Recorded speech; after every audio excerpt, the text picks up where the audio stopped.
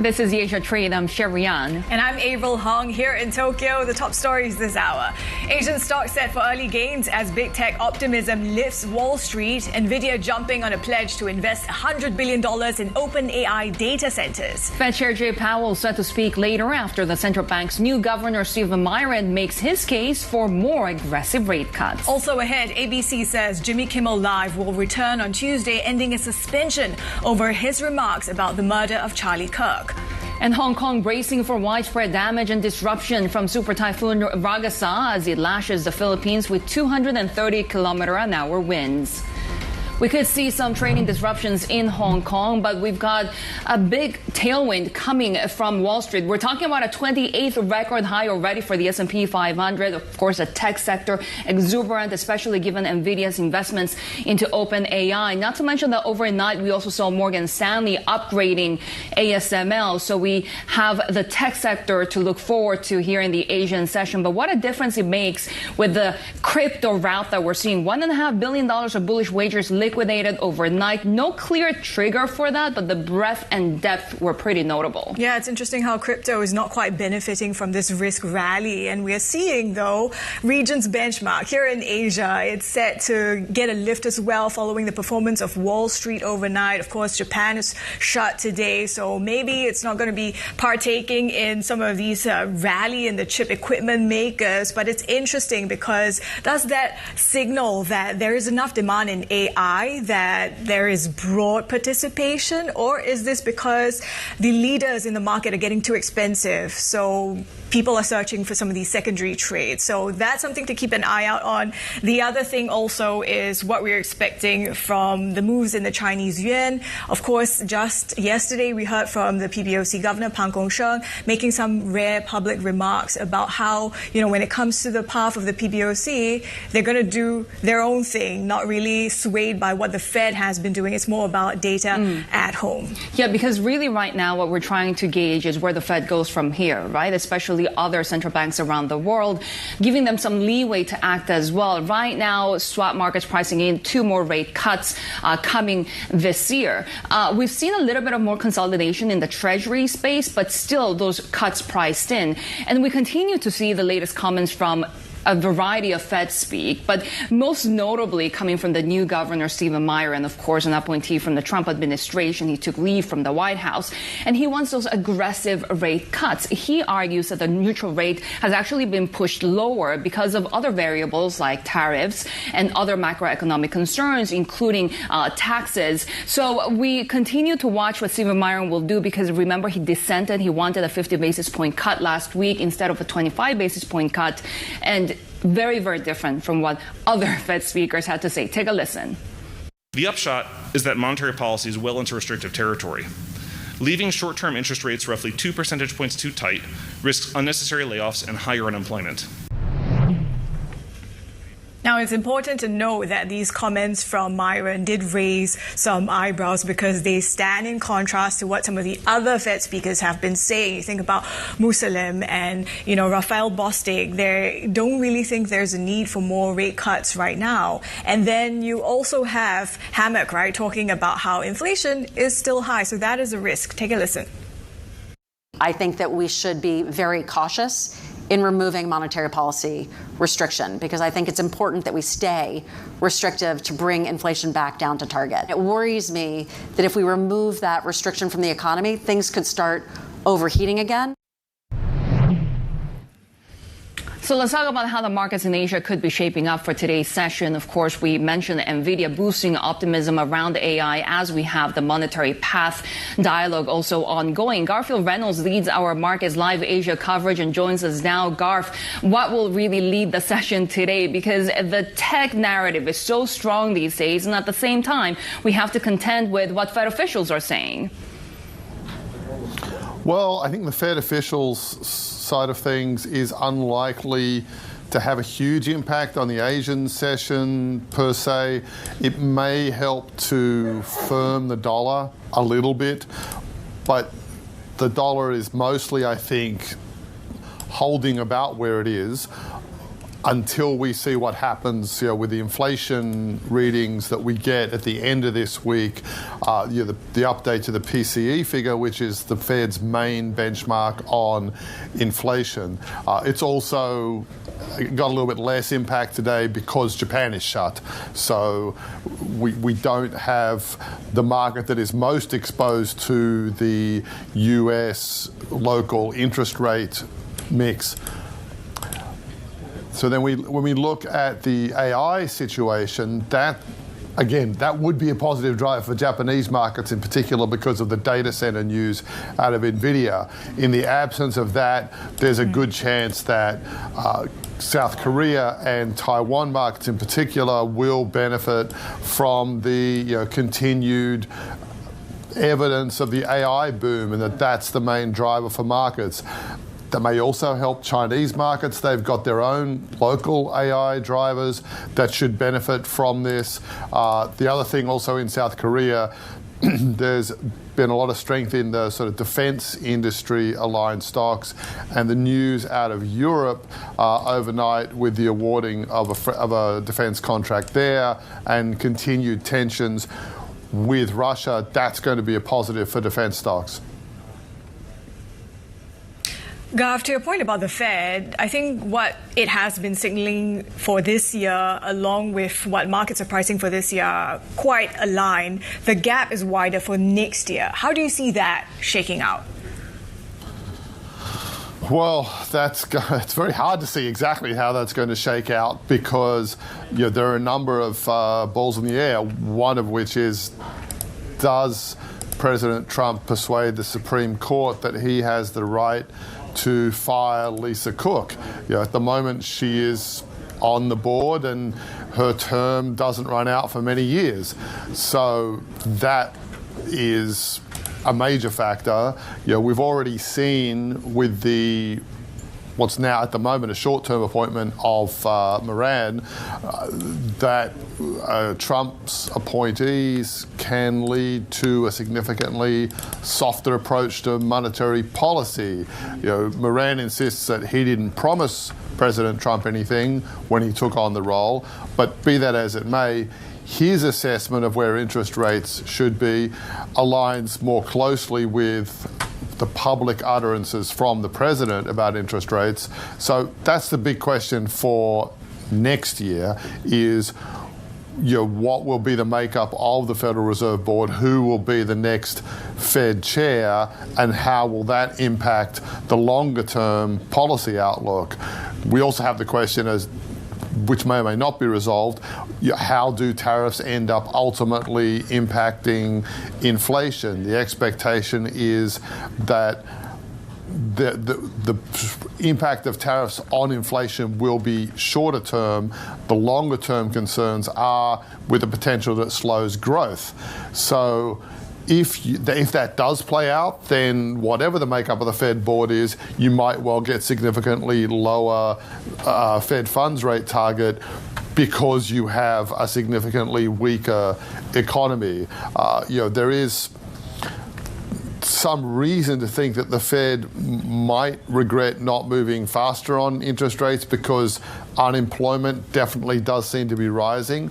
But as you noted, the Fed officials that spoke overnight, ex-Miran, they all highlighted inflation concerns, which understandably have them reluctant to move rapidly. So we're very data dependent, and we are kind of in the dark to some extent about whether the current data trends, which are sticky inflation, gradually rising unemployment, whether those will sustain, whether we get a breakout higher in one or both.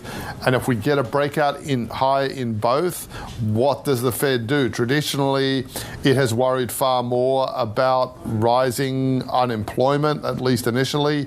So probably the potential is there for greater cuts than expected if we do get that labour market weakness coming through. Yeah, at least this week we'll get a little bit more clarity when it comes to the inflation gauge with the core PCE index on Friday. Garfield Reynolds, good to have you with us. He leads our Markets Live Asia coverage. And of course, with all of these expectations of more Fed easing, we have seen consecutive record highs on the S&P 500, especially with the tech sector. Pretty resilient. We're talking about bullish and optimistic views about AI investments. Nvidia planning to invest $100 billion in OpenAI. Let's bring in our Asia tech correspondent Annabelle Drewlers in Hong Kong. Annabelle, Nvidia clearly with its financial might wanting to position itself in the heart of AI infrastructure. Yeah, the heart of AI infrastructure and really making that emphasis as well on AI infrastructure in the US. So clearly the kinds of investments the Trump administration wants to see as well. But you mentioned there that number, yes, as much as $100 billion. So it's going to be used to support that build out of the infrastructure that's needed for artificial intelligence. So the companies announced this on Monday that they've signed a letter of intent for what's going to be a strategic deal. What we got from sources actually is a few more details on the shape that it's going to take. So what we understand is that the money's actually going to come in stages. So right now they get $10 billion, OpenAI. They're going to make that investment Nvidia in cash. They're also going to receive OpenAI equity as part of the deal. And then further increments are going to be following for each gigawatt of computing power that's deployed. Now, the overall goal is for 10 gigawatts of power. So that's going to be, I mean, you're talking about enough power to power New York City at peak electricity demand. So it is a huge amount of capacity that's supposed to come online. But each time a gigawatt comes online, that's the expectation. Another $10 billion will be given or ahead of that, essentially. But really major investment, massive investment. And you saw that reflected, as you said. We saw that big rally in tech, but Nvidia, for instance, up nearly 4%. And clearly as well, I mean, you've got that win for OpenAI. For Nvidia, it continues to position them at the center, as you said, because OpenAI is going to be using Nvidia technology, Nvidia chips, and it's also going to keep Nvidia as a key supplier into OpenAI, even if OpenAI also looks for other suppliers as well. Belle, in the meantime, we've also got further details on the shape this US-China deal on TikTok might take. What stands out to you? Yeah, well, it's all about the algorithm, and that's really being the key sticking point because, of course, the US law mandates a TikTok sale or mandating a TikTok sale forbids ByteDance from any operational role in the new US app, and that includes with the software. Chinese law, on the other hand, bars the export of such sensitive technology. So that's really been the key sticking point. How are they going to be getting around this algorithm?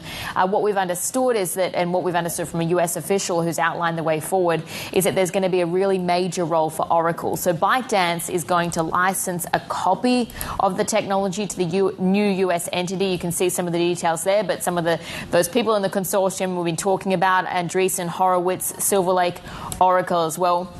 But then Oracle is going to be able to see how that algorithm is behaving. So essentially, as I said, that technology is going to be licensed, but then the algorithm is going to be retrained, essentially, according to the US official, from the ground up, and it's going to be under Oracle's oversight. So data from US users is going to be stored in a secure cloud managed by Oracle in the US. It's going to have controls in place, essentially, to ward off any foreign adversaries. Again, this is what we're hearing from the US official. But ByteDance in China isn't going to have any access to the users, any control over how that algorithm is deployed. So the big question is this going to be enough to get it past US lawmakers? And is it going to be enough as well for Beijing to sign off on the deal? When it comes to Oracle, we're seeing some leadership changes. How much do they reflect some of the new focus from the business given these new opportunities as well? Yeah, really pivotal, actually. I mean, so Safra Catz is stepping down. She's been leading the company for the last 11 years in the role of CEO. So she's going to be stepping back to become the executive vice chair of the board. It's actually interesting because Safra Catz is someone that sources have told us was a little bit hesitant to make big investments or bet big on the cloud infrastructure business initially. So she's taking this on this new role. So then in the meantime, two sort of company insiders are being promoted into the position. So you've got Clay Clay Magourik and also Mike Cecilia. So Clay Magourik is someone who's actually 39 years old, so young, but he was one of the Oracle Cloud Infrastructure's first employees. And then Cecilia, who's actually a bit older at 54, he was more recently the president of Oracle Industries. But yes, it's that really big signal that you're getting that this is the huge bet that Oracle is making on cloud infrastructure. And you saw that very much reflected in the latest earnings for the company as well, because they announced that they've signed on big partnerships. They're investing heavily as well to fulfill those commitments in the cloud infrastructure space. So interesting move. Of course, you don't really very often see co-CEOs or the CEO responsibilities being split up at this level. But Oracle actually does have experience with this structure, because Katz, for instance, Safra Katz was co-CEO with Mark Hurd, rather, for several years until he passed away actually in 2019, and then a new co-CEO wasn't named. But again, Oracle does have experience with this. And what's also interesting to note is that Magourik and Cecilia are actually going to have different pay packets as well. Magourik is going to be taking home an overall package worth $250 million, and then Cecilia is going to be receiving one that's worth around $100 million. That's what the company said in a filing to the regulators. Yeah, these new co-CEOs being named at a time when the company is being reinvigorated by AI. Belle, thanks so much. Annabelle Jolas for us there. Also coming up on the Asia Trade, Colgate University unpacks the fallout from the $100,000 H-1B visa fee. We talk market strategy with Standard Chartered Wealth. And the outlook for U.S.-Australia ties as Prime Minister Anthony Albanese misses out again on a meeting with President Trump. Much more ahead. This is Bloomberg.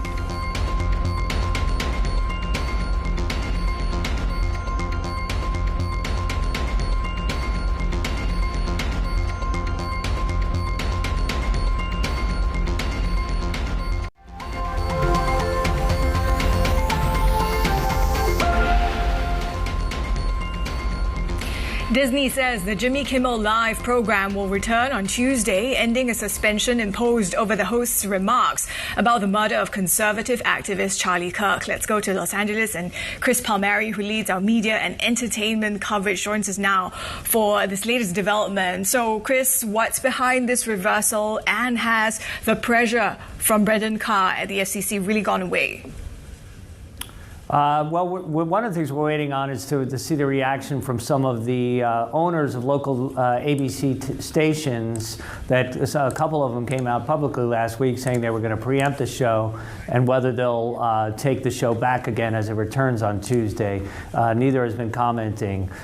We also haven't heard anything directly from the FCC chairman, Brendan Carr, or from President Trump. Both of them were very vocal last week when this whole controversy began. Disney has been criticized by conservatives for being what they called too woke. Are we going to see any repercussions further from here? Well, lots of people have pointed this out as being really the sort of high watermark, if you will, of Trump's war on the media. He has repeatedly sued news outlets. He and FCC have threatened to remove the broadcast licenses from station owners. This has been something Trump has been saying for a long time, but really has escalated recently in the second term. So I'm not sure we'll quite see the end of this. I mean, he's called for other TV hosts to be removed.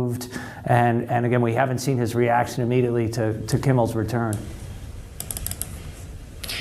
To what extent do you think all this is sparking a broader conversation about mass media in the U.S. and how we know it's really diverged? Well, we started to see this one with some really remarkable things. For example, we saw the former CEO of Disney, Michael Eisner, criticizing the company's decision to take Kimmel off the air. That's something you would not have seen in the past. We also saw Ted Cruz, a Republican senator from Texas, and Rand Paul, another Republican, criticizing the decision, too. So it was almost breaking ranks in the Republican and conservative community. Chris Palmieri there with the latest on Jimmy Kimmel Live. And another story that we're following out of the U.S., President Trump says his administration is linking the active ingredient in Tylenol to autism and urging pregnant women not to take it. Shares of the product's maker Kenvue reversed some losses after the bell, but after slumping to a record low. The company says independent sound science shows taking acetaminophen does not cause autism. So taking Tylenol is not good. All right, I'll say it. It's not good. For this reason, they are strongly recommending that women limit Tylenol use during pregnancy unless medically necessary. We'll have more ahead on the Asia trade. This is Bloomberg.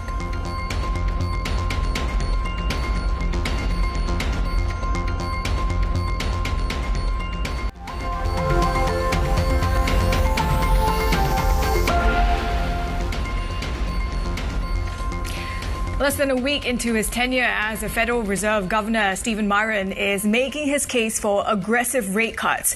Speaking to Bloomberg at the Economic Club of New York, the Trump appointee told us why he wants a total of 150 basis points of easing this year.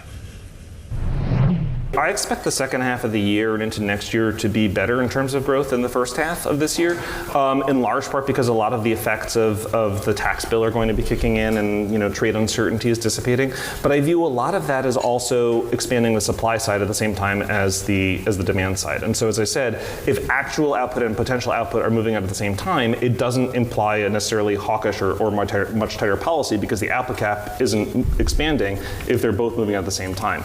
Instead, my view is that policy is roughly 2 points too restrictive, which is considerably restrictive.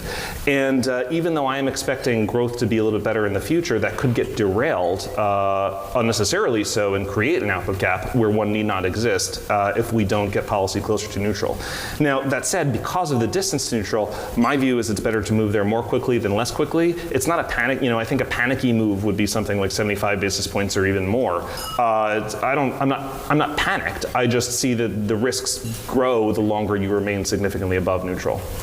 You have company among your new colleagues at the Fed in your neutral rate forecast, but nobody wants to move quite as quickly as you do. What is it that concerns you about the labor market? Well, we learned that the first half of the year was not as strong as we would have liked it to have been.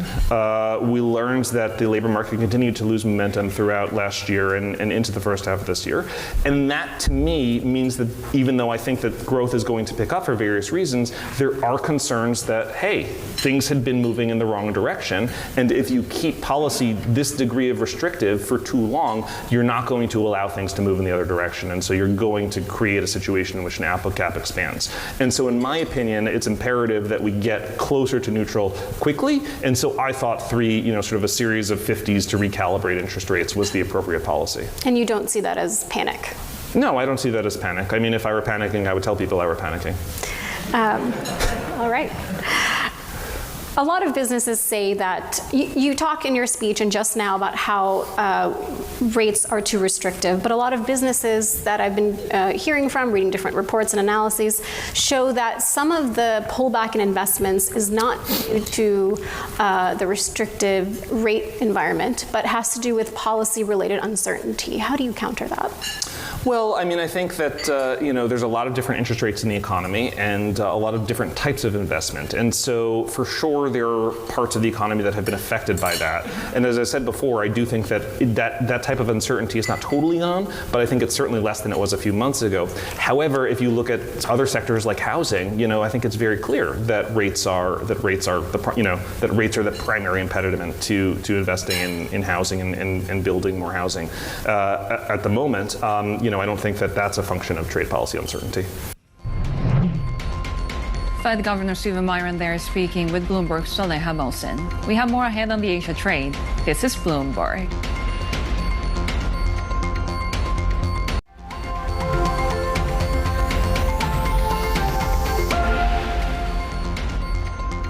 The $100,000 fee imposed on the H-1B visas has sent shockwaves through industries that depend on global talent. The move by the Trump administration has sparked concern across sectors, including education and healthcare. The White House, though, now suggesting the physicians could be eligible for exemptions. To discuss the implications, we're joined by Sparber, professor and chair of international economics at Colgate University, whose research focuses on immigration economics. Great to have you with us. Let me start with these H-1B visas and some of those changes, because it seems to me that some of these changes reflect the Trump administration's intent on skewing the sort of migrants that they get into higher economic class.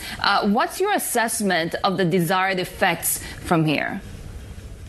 I think in general that's a reasonable effect, a desire. Insofar that you want to attract the best and brightest into the country, I think it makes more sense to allocate visas in some way that's related to the value that they might add to the economy, as opposed to the random allocation method that we have now with the lottery system. So the sort of underlying motive to change the way that the visa status or H-1B status is allocated makes sense to me. I mean, we want to talk about the lottery visas as well, but on the H-1B, what are the potential consequences, especially in the tech sector that relies very heavily on foreign workers? Right. Yeah. So I think, talking more specifically about the dollar figure that's been proposed, the 100,000, that's really dangerous because, as you said, the tech sector is really reliant upon H-1B workers. These foreign workers have accounted for something between 30% and 50% of U.S. Technological progress over recent decades. And so we don't want to shut that system down. And I'm afraid that if we charge as much as $100,000 for hiring these workers, that's exactly what it's going to do. It's going to stifle productivity, stifle technological progress, and really hurt the U.S. economy. The system of random allocation, though, it does have some of its downsides. So it begs the question of, if not this, then what sort of reforms are required? What are you perhaps proposing or advocating? Well, I would say that if the dollar figure was even as low as $20,000, you could get around some of the problems with random allocation. Another method that you could use would be to distribute the H-1Bs according to those who have the highest wage offers. And that way you can kind of pick the top tail of the distribution of people who've applied for H-1B status. But a co-author and I have really kind of pushed for something like an auction system to allocate H-1B status. That's a way that you could figure out effectively what the market price for an H-1B worker should be. Congress has said that we want up to 85,000 workers. If you subject the access to those workers to a auction system, you'd get a market price, and you'd allocate according to the companies that will reap the most value out of hiring the H-1B workers. And how might this approach benefit some of the tech firms? Would it be cost neutral or add costs for them? Yeah, I mean, you can do it cost neutrally because one of the problems with lottery allocation is that firms are spending gobs of money searching for workers and extending offers to workers that they'll never actually be able to hire. Not only that, but once they've identified the workers that they extend offers to, random allocation decides which of those individuals get the status and which ones don't. So if you have a worker that you really, really wanted, you might not be able to get that person, and instead you only get the one that you kind of sort of thought would be an okay worker. And so, yeah, something else like an auction system, something that moves away from random allocation, that would allow the firms to get more certainty in who they hire. And it's cost neutral, as I said, in the sense of you're no longer wasting money searching for workers you can't hire. You're instead paying the government for the right to hire these workers. And then those funds can be used to do things like fund STEM education in the U.S. And kind of develop the native-born STEM workforce. Overall, though, what's the demographic situation in America right now? We know the baby boomers are retiring in large numbers. Will these tighter restrictions on visas or these changes, could they have an impact on the broader workforce and the broader U.S. economy?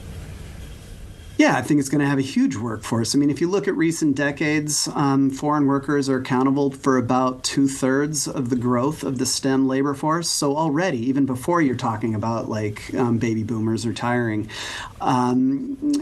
this sector was dominated by foreign workers, is dominated by foreign workers. And these are exactly the workers who are responsible for creating new technologies and advancing the technological frontier of the American economy. I wanted to get your thoughts as well on, how these changes are happening with the visas. How is it impacting outsourcing firms? Does that have broader implications?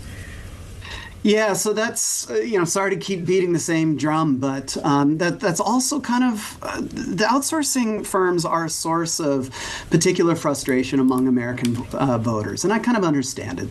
They tend to be low-wage workers working in effectively like temp jobs, high-skilled temp jobs in America. But those firms have an advantage in basically in the lottery system. That is to say, they kind of have access to a large pool of available workers, usually from India, that they can bring into the United States pretty easily, whereas the search costs are much more difficult for firms that are based in the U.S. Small startup firms that can't afford to absorb risk in the hiring process, the uncertainty involved with, I've identified a worker that I want, and then being uncertain about whether they'll have the legal right to work here. They don't even participate in the lottery anymore. And so, as I said, as a result of the lottery, it's kind of created this interesting incentive scheme where it's really the outsourcing companies that then specialize in hiring H-1B workers and bringing them to the U.S. So if you moved away from lottery allocation, the role of the outsourcing firms would decrease. What the Trump administration is doing is not just implementing changes to legal immigration, but obviously is also clamping down on undocumented immigrants. When it comes to the U.S. economy, though, we know that these illegal immigrants also pay taxes, income taxes, sales taxes as well. What are the implications for the broader economy, especially when it comes to U.S. consumption and, of course, tax revenue as well?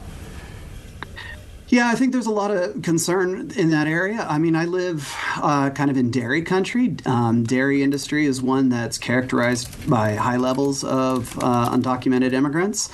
If those workers aren't available to milk the cows, there are not American workers standing ready to jump in and take their place. Economic evidence suggests that when you deport immigrants from this industry, that effectively the milking process is replaced by automation, basically machines or vacuums that you hook up to the cows, and you get lower production and higher prices as a result. And so I think it's entirely reasonable to expect the prices of a lot of goods and services in the U.S. economy to rise as a consequence of trying to deport millions of workers who are here, even if they're here illegally. Chad, thank you for your time. Much appreciated. Chad Sparber is professor at Colgate University. Now let's take a look at how U.S. assets fared and are faring. We saw the dollar, of course, sliding overnight against the backdrop of these Fed expectations. Treasuries didn't really do much. We're seeing that also the tick up coming in on the greenback for the moment. But what really caught our attention, of course, were U.S. stocks and how the broader indices closed at yet more record highs. 66.93 was where the broad-based gauge finished. Shery. And Avril, these are some of the other stories that we're following, especially in geopolitics, because Polish Prime Minister Donald Tusk now says his country is prepared to shoot down any unauthorized foreign aircraft that enter its territory. The warning follows a series of Russian incursions into NATO airspace earlier this month. In response, Poland and Estonia have invoked Article 4 of the NATO treaty, which can open a path to coordinated action among allies. U.S. Treasury Secretary Scott Bessent has pledged to provide Argentina with all options for stabilization to keep it from falling back into economic crisis. Bessent says options include, but aren't limited to, currency swap lines and direct currency repurchases. Full details of the aid may emerge after President Javier Milei meets on Tuesday in New York with Bessent and President Trump. A delegation of U.S. lawmakers visiting China has called for fair and reasonable access to the Chinese market. During a meeting with Vice Premier Hayley, the delegation also expressed concerns regarding China's recent restrictions on the global supply of critical minerals. These remarks come as both nations seek to stabilize bilateral relations ahead of a potential meeting between President Xi and Trump. PBOC Governor Pang Gongsheng says any changes to monetary policy will be guided primarily by domestic factors. He told the briefing in Beijing that China's made clear that it uses macro-level principles to make decisions, adopting a data-based approach. The rare public remarks from Pan indicate that Fed moves won't have a major impact on PBOC interest rate policies. More ahead on the Asia trade. This is Bloomberg.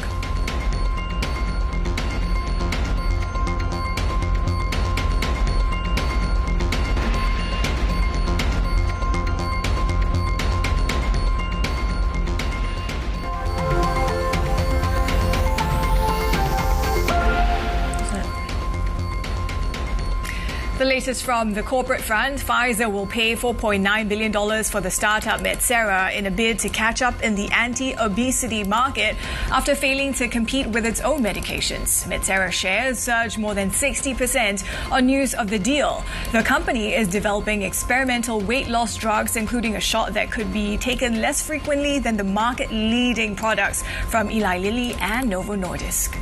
Shares of luxury car maker Porsche fell after it scaled back its electric vehicle plans. It shelved a future battery-powered SUV and will introduce more combustion engine and hybrid models. The pivot will result in a $2.1 billion hit to operating profit, forcing Porsche and Volkswagen to slash their outlooks for the year.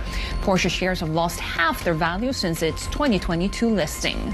And here are some of the stocks we'll be watching when trade opens in Korea shortly. Staying with these shifting EV strategies, keep an eye on Korean automakers at the open following that drop in Porsche and BYD shares. They also fell Monday after news broke that Warren Buffett's investment firm had offloaded its stake in the Chinese EV maker Shery. And defense companies also on the radar in Korea, Avril, after European defense stocks rallied. Tensions with Russia, really one of those key drivers. Russian fighter jets violated Estonian airspace on Friday, while Poland threatened to down any aircraft violating its borders. And then not forgetting the regional chip makers as well. This $100 billion data center investment deal between Nvidia and OpenAI, fueling fresh enthusiasm potentially around AI hyperscalers and their supply chain. So we're watching Samsung, we're watching Taiwan's TSMC. They may follow those Wall Street gains as well. Yeah, speaking of the AI superscalers, we saw chip equipment maker ASML gaining another upgrade as Morgan Stanley really saw the stock to overweight from its previous rating. They're the third broker in a month to upgrade the stock, driving a rally that's made ASML become Europe's biggest listed company by market value. Japan is closed today, but we should be keeping a watch on those chip equipment makers here, including the likes of Lasertec, Advantis, and Tokyo Electron when they reopen later in the week. Yep, we're watching the broader region, apart from Japan as well, as markets open. Of course, these Asian stocks and how they are set to continue outperforming their U.S. peers, right? You have a couple of tailwinds, a weaker dollar that's been boosting their appeal. That's also benefiting this lower valuation, right? That's another driver, and a significant shift away from American assets. So a couple of factors here. Let's get to Bloomberg's Winnie Su in Singapore for us.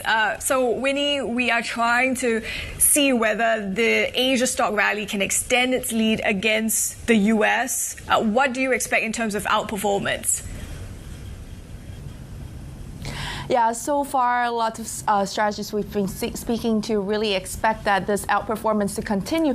And actually, when you look at the annual performance, we're looking at an annual outperformance of Asian stocks over S&P 500, the biggest since 2017. So really, like you mentioned, there were a couple very interesting drivers there. Yes, there is that low valuation of Asian stocks. There is that easing U.S. and China tension, but also the diversification away from U.S. assets. But yes, these are these macro tailwinds. But when you look at the individual markets, there are a lot of interesting things going on as well, right? We talked about the South Korea's corporate governance, corporate reform under the new president, taking South Korean market to record highs and extending that as well. And also when you look at, for example, Japan, that path of policy normalization and stocks also still at record high levels, and Taiwanese stocks record high levels, extending that with TSMC and the solid AI demand.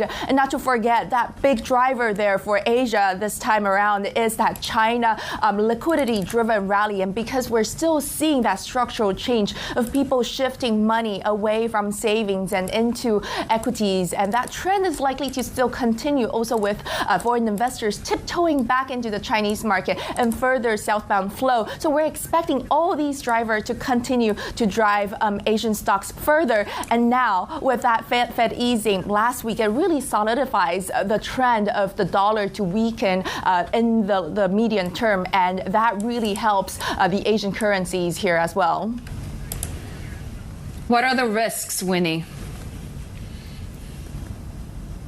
Yeah, so actually, when you think about the Fed easing path that we talked about last week, we had a kind of like a debate or discussion about if it's really on the more dovish side or on the hawkish side. Yes, it was a dovish cut, but actually it wasn't as dovish as it could be. So we are hearing investors still a little cautious in terms of how hawkish the tilt can be if it's going to be inflationary driven hawkishness there, and that will then kind of delay the expectation for the rate cuts and pressure Asian currencies further. So right now, when we talk to investors, they are expecting a few cuts, whether it's in India or Southeast Asia. So that expectation is built in there. And if we see a reversal in terms of the expectation for that easing path, that would be one of the key risks that we're watching. But also that political uncertainty in Southeast Asian countries, right? We've got Indonesia having the finance minister removed recently and the new finance minister coming in, and also Thailand, the new PM. So lots going on. And we still haven't figured out who's going to be the new PM for Japan yet. So the political uncertainty and volatility is still there.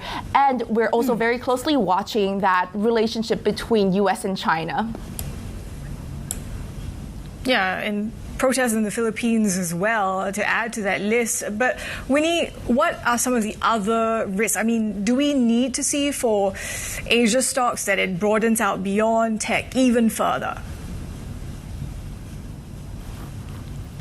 Yes, so like you mentioned, a lot of the rally has been driven by that AI optimism that really the demand is here to stay. And it's been driving the China tech names because of how they've been able to monetize AI and incorporate that into their earnings as well. So a part of that AI theme, whether we can see, again, if that Asian currency strengthening is going to help boost the overall economy in Asia, that would be one key factor to watch. And for now, like we mentioned, yes, there is that political uncertainty in these Southeast Asian countries. They are the countries that actually still struggle with the economic growth, right? When we talked about New Zealand, for example, last week they had that disappointment in the GDP numbers, and that really increased the bets around the easing for the country. And also last week we had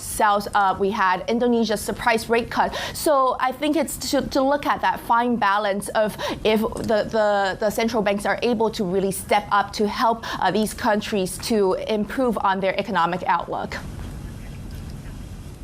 Winnie, Thank you so much, equities reporter Winnie Su, for us. Now, as we've been talking about the tech rally, what's also interesting is what we've been seeing in crypto and the lack of a rally. So some have pointed out how the lack of volatility actually makes it difficult for cryptocurrencies to surge even further. They tend to do well in environments where there's a lot of up and down moves and volatility. We're seeing gold, though. That's what's reaching near daily highs. record highs. Yeah. But yeah, you're right. I mean, the volatility in the crypto space, right? The lack of, because we continue to see it really range bound, 110,000 to 120,000 since July or so. But why would you invest in crypto when you can also invest in gold, which continues to, as you say, show these near daily record highs? And perhaps the fact that we are seeing these gains in gold and the falls in the crypto space also do not bode that well for equities, because then you're seeing sort of this risk off move perhaps where you're trying to hedge, right, towards those haven assets that have been historically doing well when you get this risk off sentiment around the world, and not surprising given the uncertainty over the Fed's rate path as well. Yeah, so as one of our producers put it, gold is the new gold at this stage. So we're really seeing how cryptocurrencies, right? $1.4 billion in bullish wages. They were liquidated just a day ago. This is the biggest wave of a liquidation event since late March this year, by the way. So something to keep in mind. We'll have more ahead on the Asia Trade. This is Bloomberg.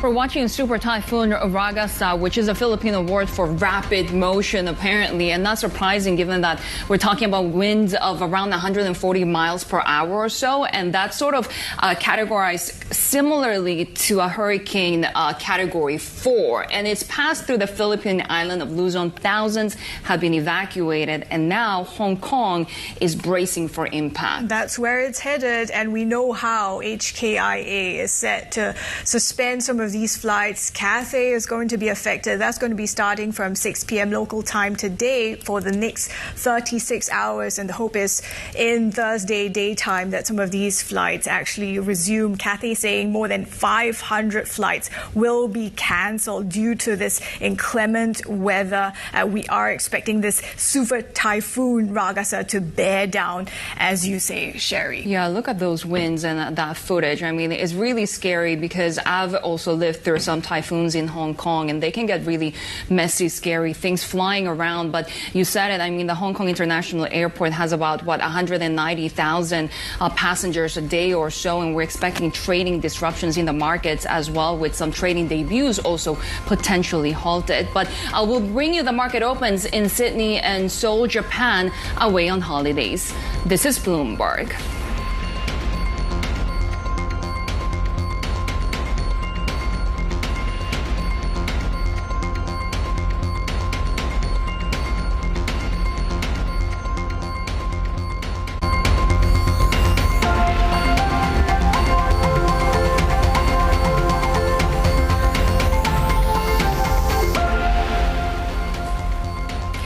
This is the Asia Trade. We're counting down to Asia's major market opens. And Shery, we've been tracking the S&P 500. Yet another record high for this year, the 28th already. Does beg the question, though, does this pose some risk? Because it does seem like a rally that needs to broaden out a little. But then we also have some of this very supportive Fed speak.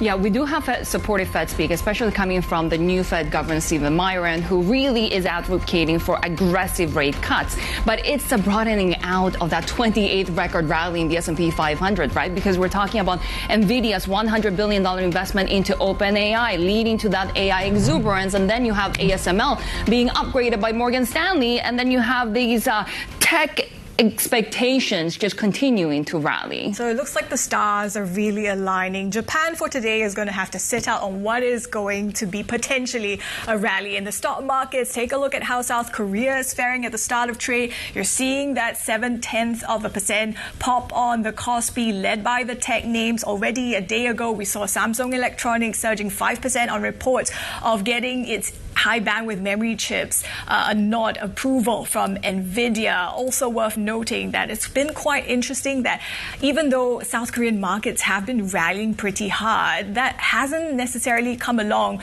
with the climb in the Korean won, although it is sitting quite firm against the dollar for the moment at 13.90, Shery. Yeah, I mean, the Korean won also having its idiosyncratic stories with foreign flows, but also at the same time, those investments into the U.S. that it has promised because of that trade deal with the U.S.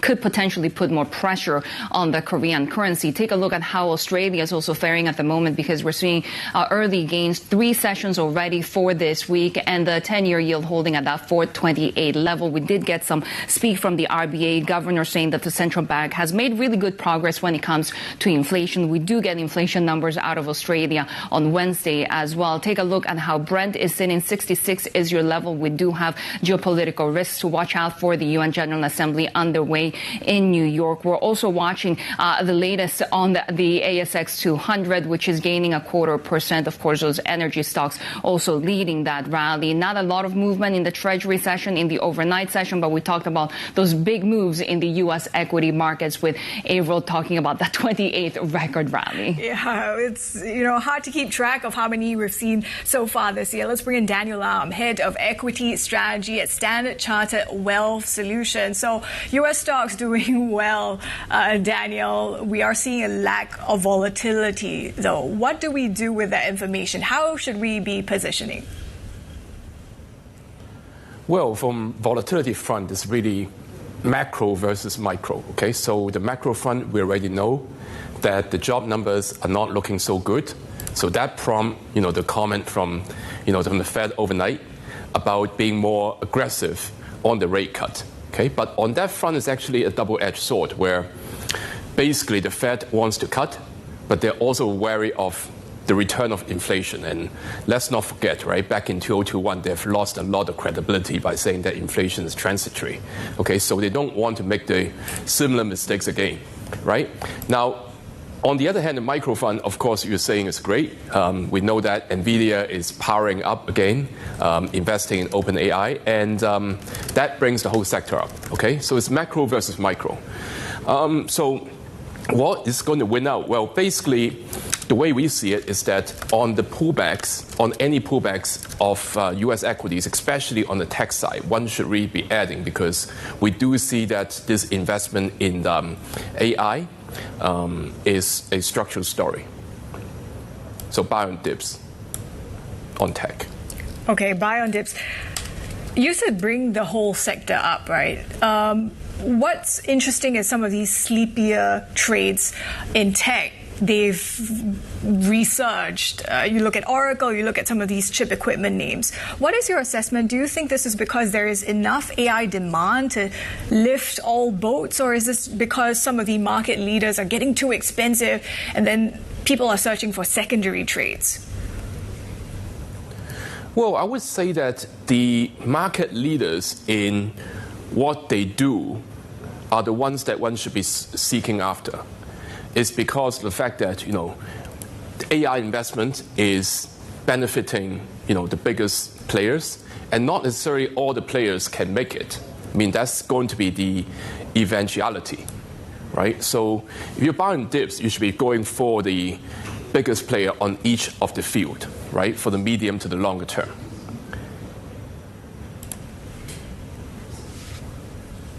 Daniel, given the tech exuberance in the U.S., we're also seeing those tech names across Asia rally.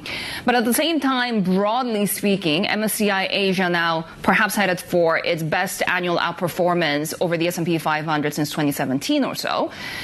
What's leading to that divergence, or perhaps that outperformance here in the Asian benchmarks? And could we see that continue through year end? Well, it has to do with the weakness in the US dollar, because typically if the dollar is on a downtrend, or if it's not going stronger, then other equity market in the rest of the world can benefit, right? So in this case is Asia this year. And the way we see it is that the dollar is probably going to be staying on the weak side of things, right? So DXY, we do see that in 12 months' time, it's going to be around, say, around the 95 to 96 level. It'll be there for the foreseeable future, right? So basically, that means that Asia would still have more upside to go. Especially, the valuation gap is still big, right, versus history. Does that include Korean stocks? Because they've seen an incredible rally. And of course, we talk about Samsung, we talk about SK Hynix. But at the same time, it seems that geopolitics may not be on its side. We're talking about that trade deal and concerns about the investment package into the U.S. pretty much stalled at the moment. Well, for Korea, if you look at where it was, say, 12 months ago versus now, compared to its own history, it is not looking so inexpensive anymore. So right now, I remember that the MSCI Korea is trading at around 10.5 times PE, forward-looking PE, and that's actually pretty much, on the average side of things, right, versus history. So from that perspective, the low-hanging fruit in Korea is over, and what we are advocating is that one should be trimming down some of the excessive profit that they've made in Korean equities and rotating into other markets. China is still looking good. It's still looking cheap at this moment in time. What in China specifically, Daniel?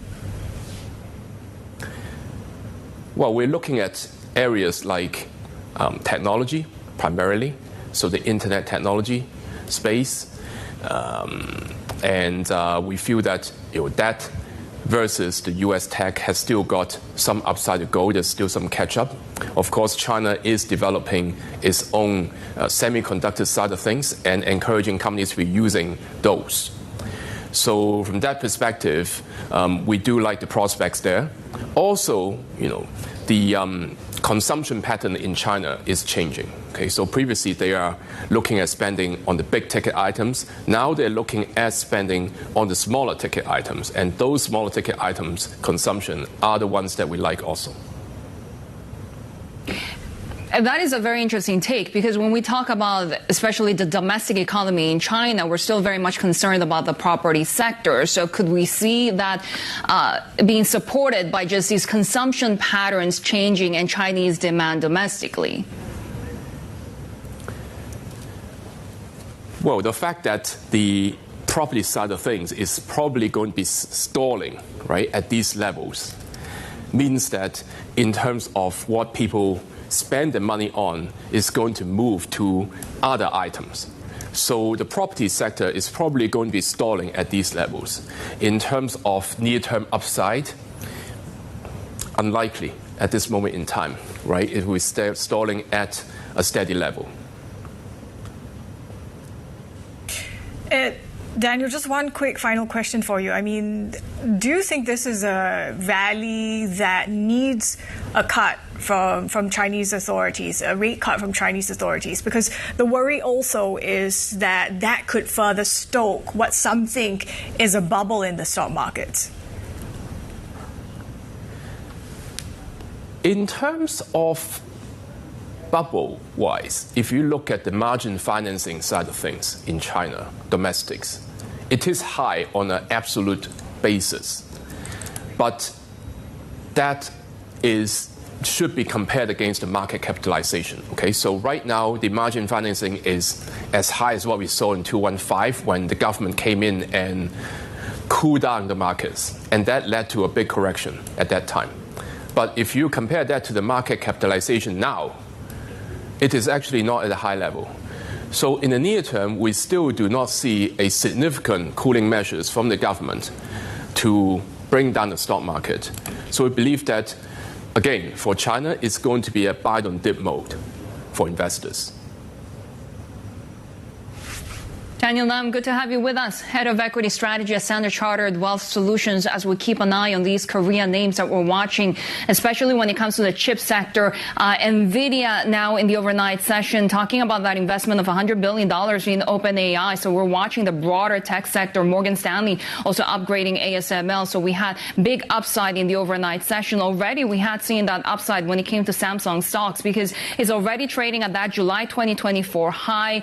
Reports domestically that they have acquired certification from Nvidia when it comes to their latest advanced chip, that leading to a 20% gain this month already. And you can see the broad chip sector across South Korea in the green. We're also keeping tabs on some of these defense stocks in South Korea that are mixed for the moment.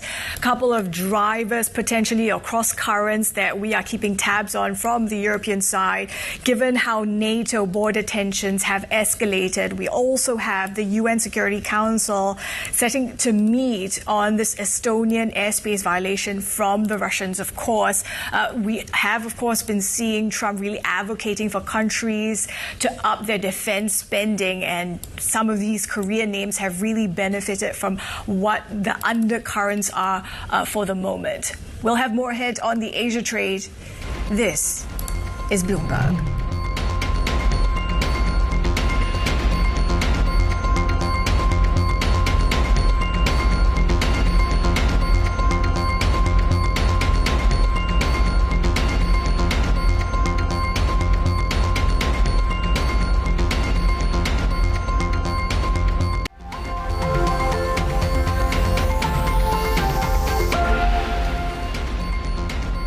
Chip stocks across Asia gaining ground. We had seen a big rally in the overnight session from Wall Street on Nvidia's plans to invest in OpenAI. Let's bring in our Asia tech correspondent Annabelle Drulers in Hong Kong. Annabelle, so how big of an investment and how consequential will this be for OpenAI and Nvidia? Yeah, it's a really major investment. I mean, I think you said it earlier, but it's up to $100 billion. So it's significant, but it's going to be coming in stages. So we had a letter of intent that was signed between the two companies on Monday. We got that announcement. We also spoke with sources to try and understand more details on this. So what we understand, as I said, it's going to be rolled out incrementally, the funding. Now you've got that letter of intent in place. $10 billion is going to be deployed from Nvidia to OpenAI. Nvidia is making that investment in cash. OpenAI is going to receive, or it's going to be receiving OpenAI equity as part of the deal. Again, that's according to our sources on that front. And then further increments are going to follow as each gigawatt of power is deployed. Now, in terms of how much power we're talking about, 10 gigawatts total is the overall aim here. 10 gigawatts, you really need to also emphasize that because you're talking about the entire power demand for New York City when it's operating at peak electricity demand. So a huge amount of energy is expected to come online in this. In terms of that market reaction, I mean, you mentioned, of course, that rally we continue to see on Wall Street in tech. Nvidia closing up nearly 4%. And it is, of course, important because OpenAI, yes, they get that funding to continue focusing on AI infrastructure and what's needed to power AI technology. But Nvidia as well continues to take that place at the center of the AI ecosystem. It retains OpenAI as a key customer for its technology because these data centers are going to be using Nvidia chips, for instance. So even if OpenAI starts to look for other supplies, still Nvidia cements its role there. So something to win or something to take away for both companies here. Yeah, that is absolutely massive. You're just talking us through the computing power and capabilities there. Talk to us about the framework for this US-China deal on TikTok, right? Because we are getting more details. What is significant about what's come out so far? Yeah, I think what we got from last week and the talks that have been ongoing between the US and China was that the main sticking point related to the algorithm. And this is the really key question because the US law that mandates the sale of TikTok's entity in the US also prohibits ByteDance from having any sort of operational role, including with the software in the US. Chinese law in the meantime, also prohibits the export of such sensitive technology. So it was a really key question. How exactly were they going to be managing this technology and the algorithm? What we understand and what has been outlined by a US official overnight is essentially that the US consortium is going to be licensing a copy of this technology. So that consortium we'd already talked about, it's Andreessen Horowitz, Silver Lake, Oracle perhaps taking a small stake as well. That was what was already reported. But importantly, when it comes to retraining this algorithm from the ground up, that's a role that we understand that Oracle is going to be taking. All the data is going to also be safeguarded by Oracle in its cloud systems as well. And essentially, they'll have complete control over how that algorithm behaves in the US. They'll also have access, or they'll be keeping the information on US users or US subscribers. And the main goal is that ByteDance isn't going to be having any access to that as well. So, big question, is that enough to satisfy both sides? But we'll see. That's the latest we've got from a US official. It's interesting how a company like Oracle is now sort of front and center amid all these tech developments. Our Asia tech correspondent Annabelle Jolas for us in Hong Kong. Thank you. Bipartisan U.S. House delegation visiting China in the meantime, and it's calling on Beijing to further open its markets to American businesses as the two sides lay the groundwork for a meeting next month between Presidents Trump and Xi. Our chief North Asia correspondent, Stephen Angle, is in Hong Kong. So, Steve, how receptive are the Chinese given the overall strains in this relationship?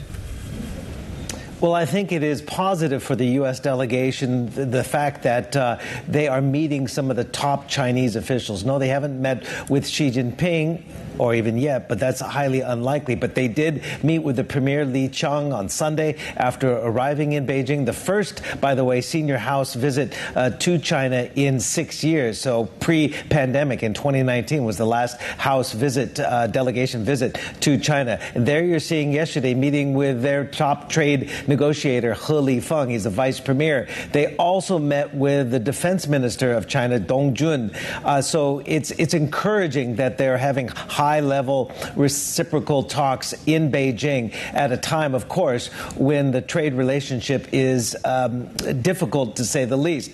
And I guess you could say as well that they are laying the groundwork for that potential meeting between Xi Jinping and Donald Trump on the sidelines of APEC in little over a month from now. And also what Donald Trump says will be a visit to China in sometime in the beginning part of 2026. So there's lots to be done, especially on, one of the main emphasis of this visit is that man there on the left is the former, the chairman of the House Armed Services Committee.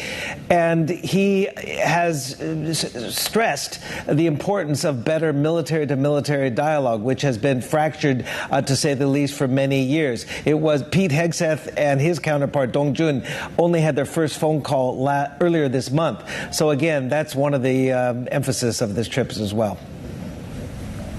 When it comes to the different segments of trade negotiations, how high up are the talks around U.S. agricultural exports to China, given, of course, how these purchases of soybeans by China are so important for American farmers?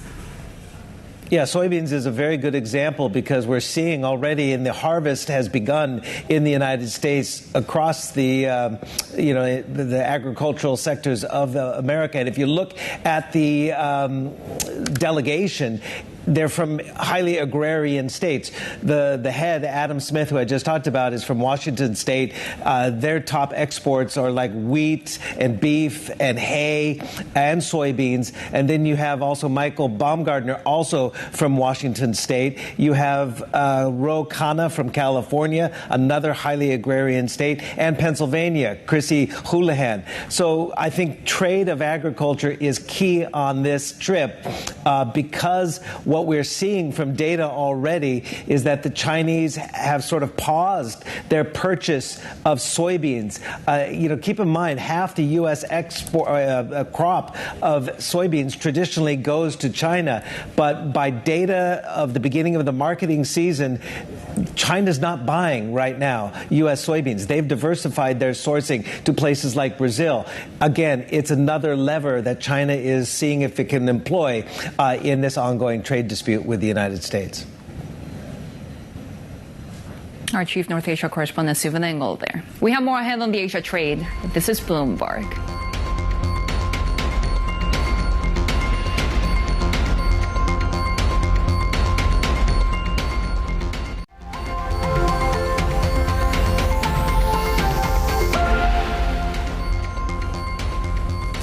Let's take a look at how U.S. cross assets are faring, because we are getting this flurry of Fed speak aside from Stephen Miran, and really this very dovish commentary. We're watching out for Chair Powell. He's set to speak Tuesday, and Miran is really the outlier amid all this commentary we've been getting from Fed officials. We have Barkin saying there's a modest amount of tariffs going to consumers. The likes of Hammock saying that inflation is too high, that they need to be cautious, and then of course, Muslim saying that there is limited room for cuts amid elevated inflation. We are seeing bond futures, little change for the moment, but the dollar after yesterday's slump taking a little higher.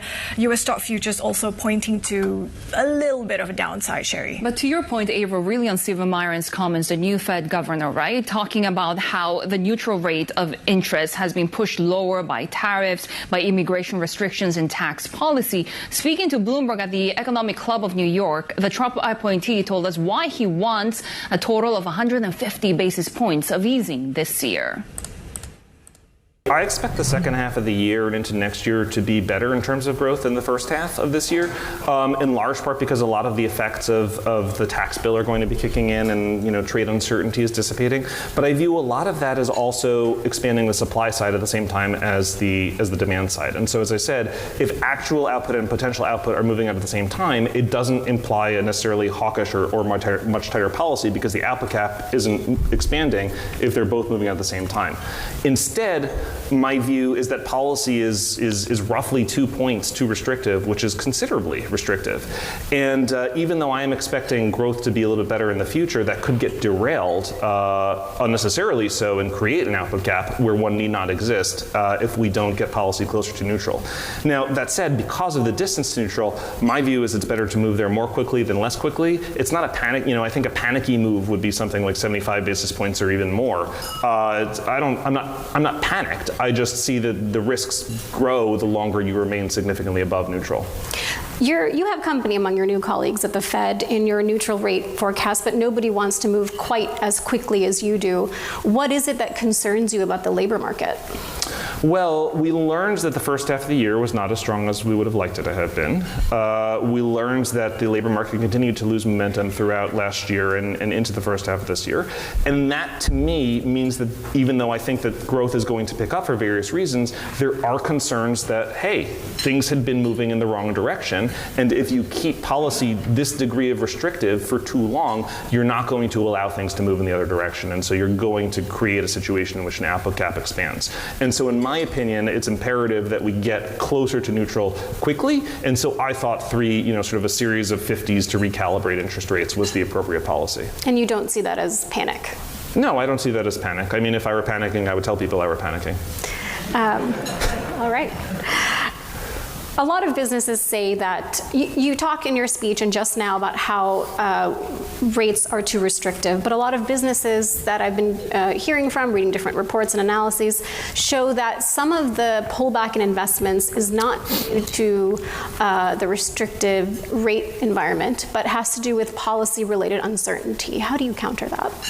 Well, I mean, I think that there's a lot of different interest rates in the economy and a lot of different types of investment. And so for sure, there are parts of the economy that have been affected by that. And as I said before, I do think that type of uncertainty is not totally gone, but I think it's certainly less than it was a few months ago. However, if you look at other sectors like housing, I think it's very clear that rates are the primary impediment to investing in housing and building more housing at the moment. I don't think that that's a function of trade policy uncertainty.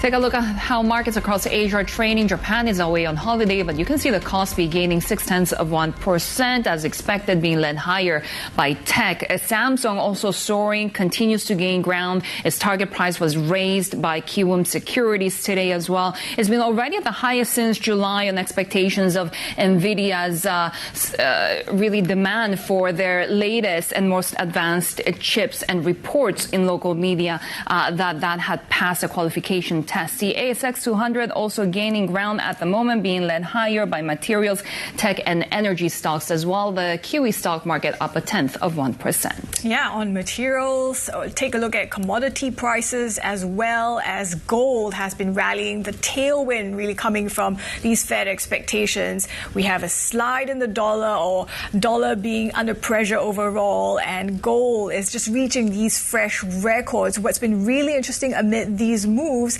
is how the risk-on rally hasn't necessarily benefited cryptocurrencies.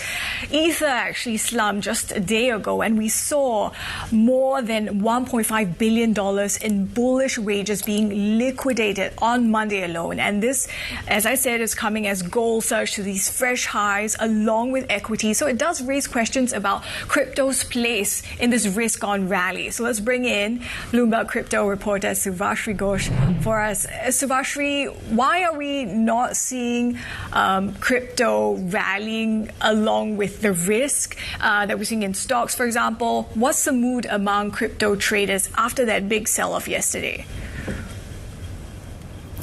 Hey, Avril. Yeah, the reason, it's kind of an idiosyncratic reason specific to crypto. That's what is restricting the rally from spilling over to crypto in this time around.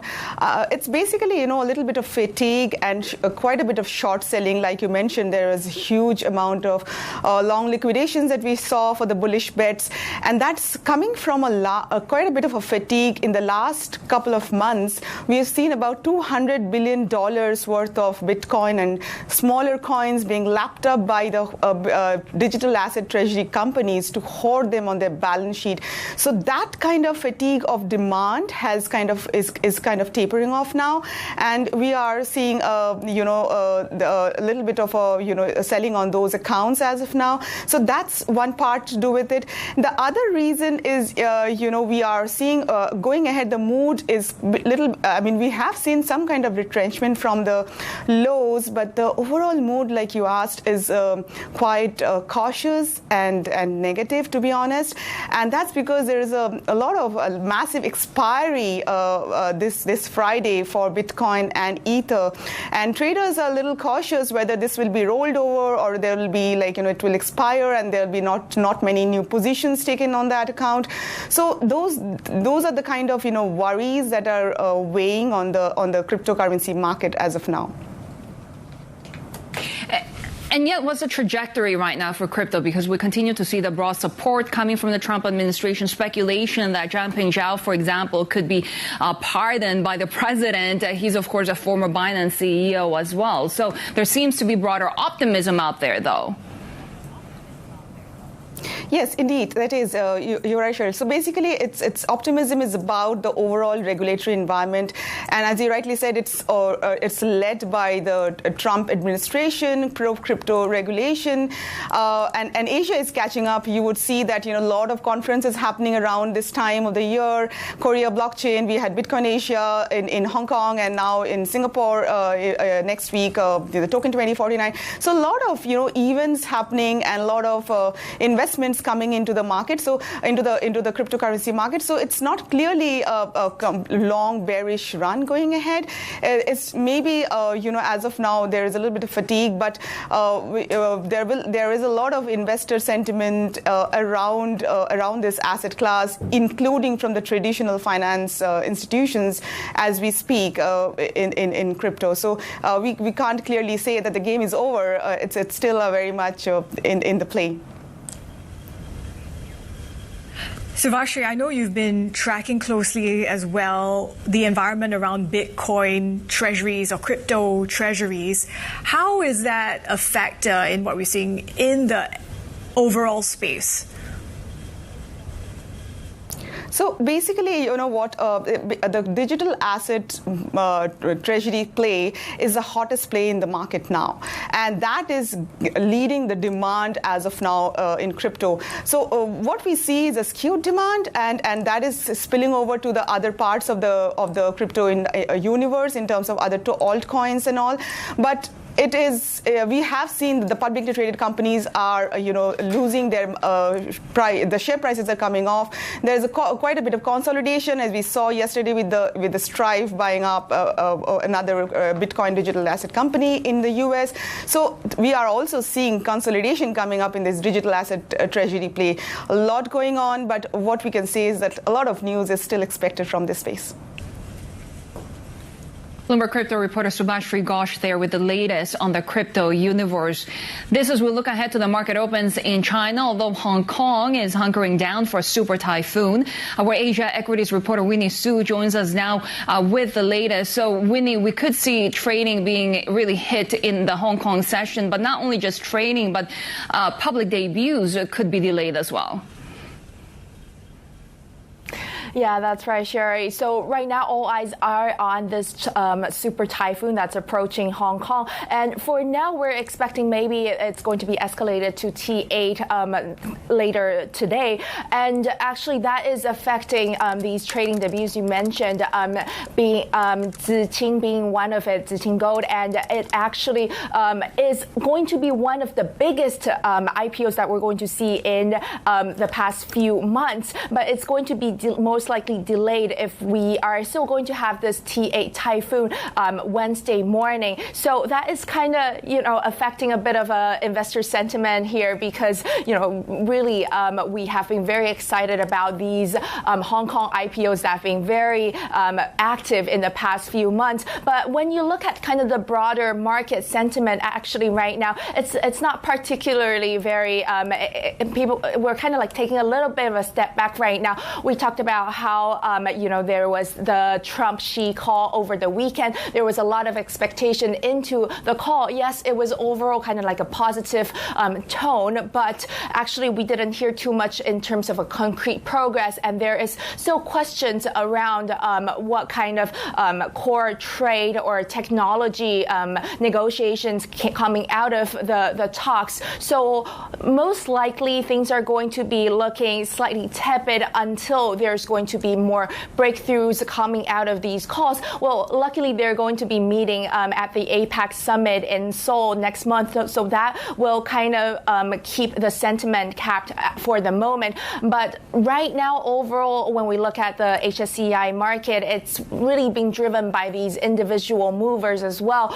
We talked about BYD yesterday after Berkshire take off all its holdings in the stock, and that's after holding that stock for the past 17 years. So a bit of a shift in sentiment there as well. But going forward, really, investors are still looking ahead for some of the key catalysts that we're watching. Yes, we got that the LPR rate on hold, but overall still expecting the central bank and the government to be on the more easing path, especially after the Fed has already cut its rate. And also if we're going to expect to see more technology advancements, we saw a lot of that with Alibaba in the past few weeks. And if that's going to continue to happen, and if we're going to continue to see more progress in terms of the U.S.-China relationship.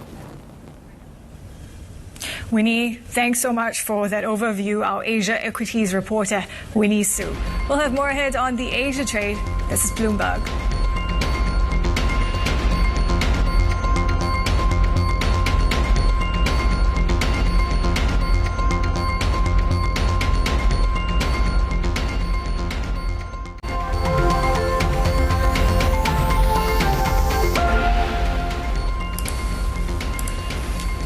World leaders are in New York for the UN General Assembly, including Australia's Prime Minister Anthony Albanese. He's set to attend a reception hosted by President Trump on Tuesday night, but the White House has now all but confirmed there'll be no one-on-one meeting between the two leaders. Trump's brief itinerary lists several bilateral talks with no mention of Albanese. Tensions between the two leaders have increased over trade tariffs, critical minerals, and the AUKUS Defense Pact. Let's bring in Hayley, Director of the Economic Security Program and Sydney University's U.S. Studies Center. Great to have you with us. Does this give us an indication, the lack of a one-on-one sit-down between the two leaders, of where the relationship is headed and potential pitfalls ahead? Well, the Australian Prime Minister has been attempting to get a meeting with President Trump for quite some time. Luckily, Australia's Defence Minister, Richard Marles, did meet with his counterpart last month in Washington, D.C. But I think when you look at Prime Minister Albanese and President Trump, they come from different political parties. They have some very different priorities for their nations. So, for instance, in Australia, there is a high emphasis on clean energy and the energy transition. In the United States, Donald Trump is much more interested in energy dominance and in defence. So you see a little bit of different priorities, different political parties. But it is very important that the Australian Prime Minister does eventually meet with President Trump. Hopefully that could happen at the end of October, early November in Seoul, where they will both be there for the APEC meeting. But that meeting could also be dominated by the first Trump-Xi meeting in about 5 years' time. Xi and President Trump have not met yet, so hopefully there can still be a meeting with Prime Minister Albanese if they really get their ducks in a row. You would think that Washington would be interested in building this non-Chinese supply chain around some of these critical minerals. How consequential could this be for the U.S.-Australia alliance? Yes, that's exactly right. I think one of the areas where Australia and the US could work together much more closely is on an area that President Trump has mentioned for years he is really interested in, and that is critical minerals. Now, while the United States wants to do a lot of its own mining and processing domestically, it simply does not have all the critical minerals that it needs. And so it needs partners like Australia that have rare earth elements and other critical things that go into not only energy sources, but a lot of defence capability. So, for instance, there's a strong link here between AUKUS and critical minerals because there's more than 4 tons of critical minerals that go into a Virginia-class submarine. So the top priority for any prime ministerial and presidential meeting will be a critical minerals accord. It's one of the areas that's underexplored in Australia-US relations, and it's one area that both leaders could see eye to eye on. The trick for Australia, though, will be in convincing President Trump and his administration to invest domestically in Australia. Right now, the US has invested a lot in minerals projects in the United States. They've invested in Australian companies to mine in the United States, like Lynas Rare Earths. And President Trump has also spent a lot of money, actually a historic deal earlier this year in July with MP Materials. There was $550 million US spent on that rare earth company, as well as Apple putting in $500 million. So more than $1 billion of investment in that one mine. Australia would really like to see some of that US investment come to Australia and some joint ventures so that we can both co-develop this critical asset.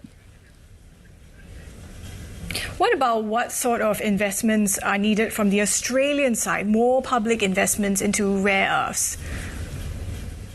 Yes, I mean, that's a priority of the Albanese government as well. They have a critical minerals strategy, which is looking to invest more in Australian mining, also in just mapping these critical minerals, because although we know we have a lot of them, we don't know exactly the quantities and what will be involved in terms of actually digging them up and then the processing. So over the next few years, we will see the Australian government invest more domestically. Even Australia's Resources Minister, Madeleine King, has floated the idea of a floor price for minerals.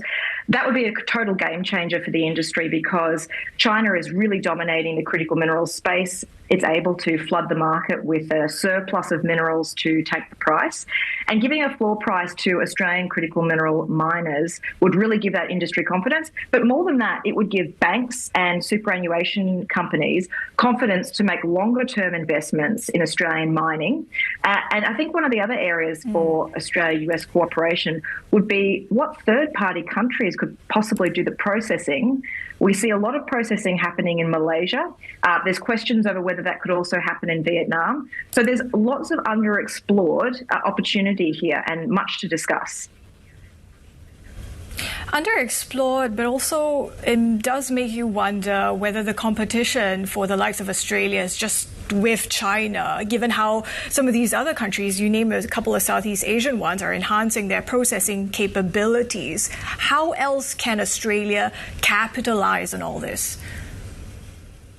Well, one of the ways would be actually to work with a buyers club of different countries. Countries not just the United States, but Canada, South Korea, Japan, perhaps the UK, perhaps even India. I know that the Quad, Australia, US, Japan, and India, have been thinking and talking about critical mineral supply chains for quite some time now.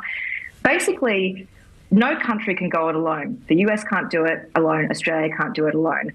The problem is actually getting these countries to coordinate, especially in an era when countries are more focused domestically. We even see, that relationship between the US and India really under strain with tariffs, and India and Prime Minister Modi talking about how India should make more things domestically. What we would like to see is less trends towards countries going it alone, more of them coming together to talk about filling these supply chain gaps, because for several decades, China has invested in its state-owned enterprises, in mining. There is easier permitting, etc., and lower environmental regulations in China.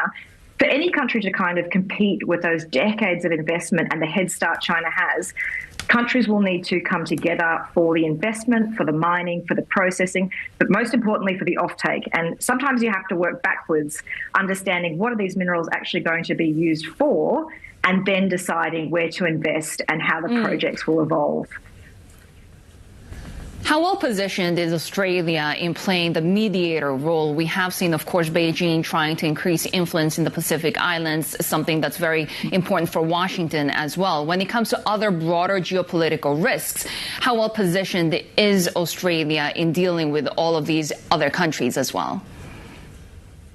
Yeah, great question. Australia has been pretty busy this year working with the Pacific Islands, with Papua New Guinea, with Vanuatu, Tonga, to kind of work out some of these security deals, because Australia knows that it's a competition in the Pacific, and Pacific Island leaders are very savvy.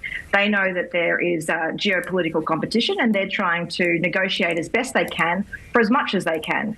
Australia has been a very long-term partner for Pacific Island nations in terms of development aid, in terms of working with their national police forces. And we even saw a Papua New Guinea NRL, National Rugby League team, that will be coming through to Australia. And that is a big soft power initiative. But recently, Australia has been trying to negotiate a defence pact with our nearest neighbour, Papua New Guinea. And that recently fell through this week. I wouldn't say that that is a broader commentary that China is winning the strategic competition. I would say that domestic factors in Papua New Guinea, including its Independence Day arrangements, made the timing very difficult. But the bottom line is that the Pacific Islands are in a geopolitical hotbed. They would be a place where the country like China might want to stage military activities in future. But the Pacific is also highly attuned to the needs of its nations in terms of reducing the impact of climate change. And so Australia can work more closely and more strategically by helping the Pacific in terms of different climate change initiatives. But there should also be engagement from the US, from Japan, from South Korea, other countries, to help these nations in the Pacific develop and bring them more within our strategic orbit so that it remains a stable and safe region. Hayley, great to get your insights. Thanks so much. Hayley Channa from the US Studies Centre at the University of Sydney. We'll have more ahead on Australia ahead every Tuesday at 10:40 a.m. if you're watching in Sydney, 8:40 a.m. in Hong Kong. Plus, you can tune into the Bloomberg Australia podcast, which delves into the bigger stories shaping the country's role in global business. Find it on Apple, Spotify, or Bloomberg.com.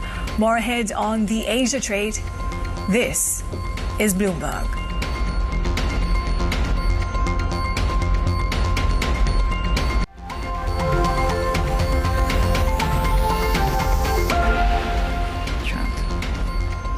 Super Typhoon Ragasa is barreling toward Hong Kong after lashing the Philippines with winds of 230 kilometers per hour.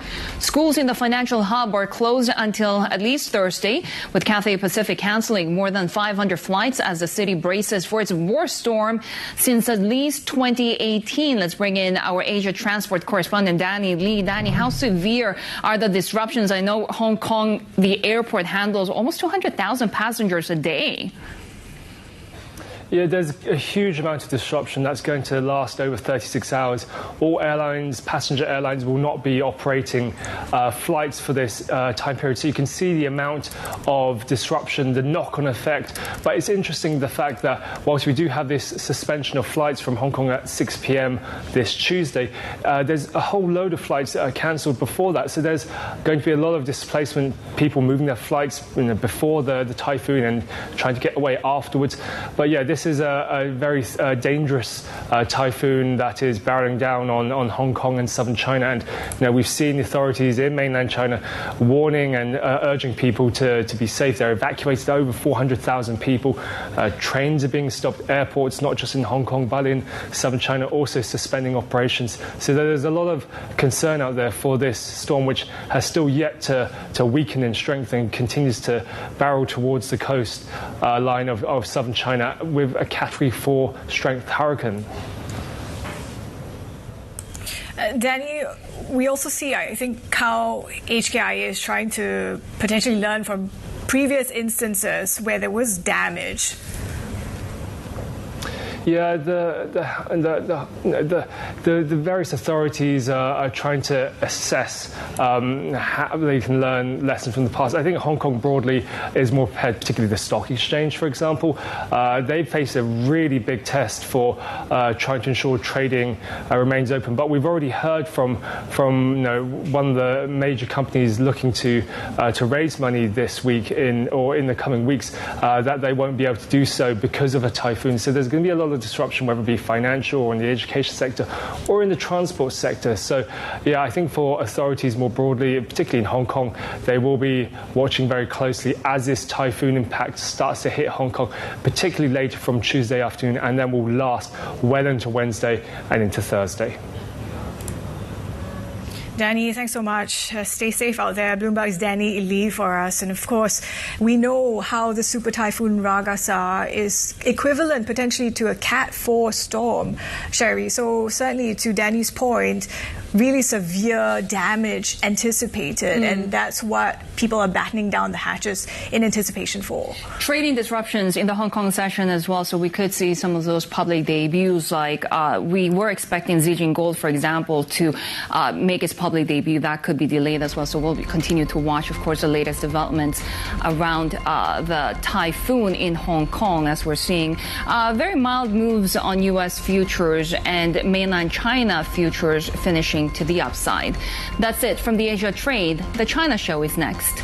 This is Bloomberg.